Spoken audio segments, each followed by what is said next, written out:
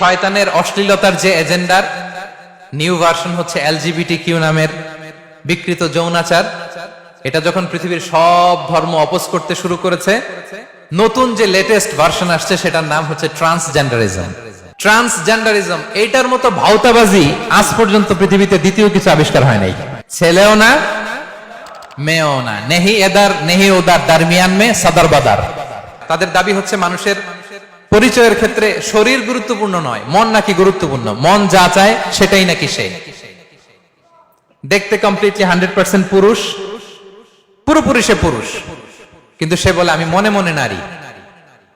So সমাজ আমাকে নারী বলে স্বীকৃতি দিতে হবে। এরকম গাঁজাখুরি কথা জীবনে আমরা শুনছি? দেখতে দিব্যি নারী, ওই নারীর মেনস্ট্রুয়েশন পিরিয়ডও হয়, আবার সে গর্ভবতীও হয়, কিন্তু বলে আমি মনে মনে পুরুষ, আমাকে পুরুষ স্বীকৃতি দিতে হবে। চিন্তা করছেন? মনে মনে তো অনেক কিছু হওয়া যায়। কি বলেন? আমার মনে যা চায় আমি তা ভাবতে পারি না? এটার কোনো ধরাবাধা নিয়ম আছে? আমি মনে মনে ভাবলাম আমি মালয়েশিয়ার প্রধানমন্ত্রী, তো কি হয়েছে?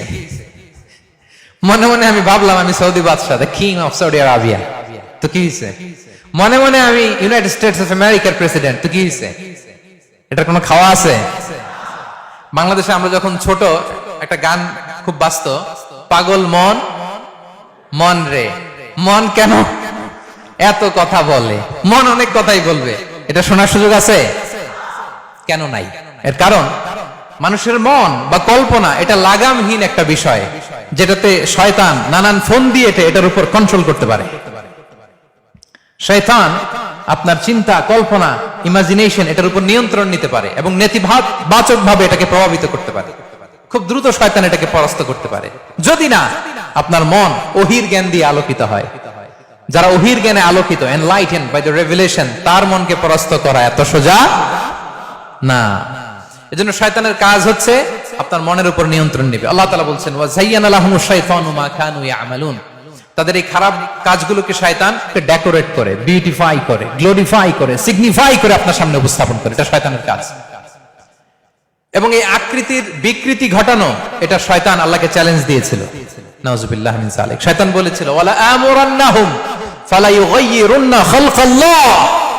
আল্লাহ আপনি আমার জান্নাত থেকে বের করে দিলেন, আপনি আমাকে অপমান করে শয়তানুর রাজিম বানালেন, অভিশপ্ত শয়তান, আমিও দেখে নেব।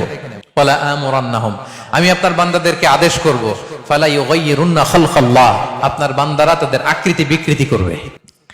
এই যে জেন্ডার থিওরি, এটা হচ্ছে পুরোটাই একটা শয়তানি এজেন্ডা, একটা ভাউতাবাজি। জেন্ডার ইস্যুটা এটা কমপ্লিটলি বাইনারি হয়।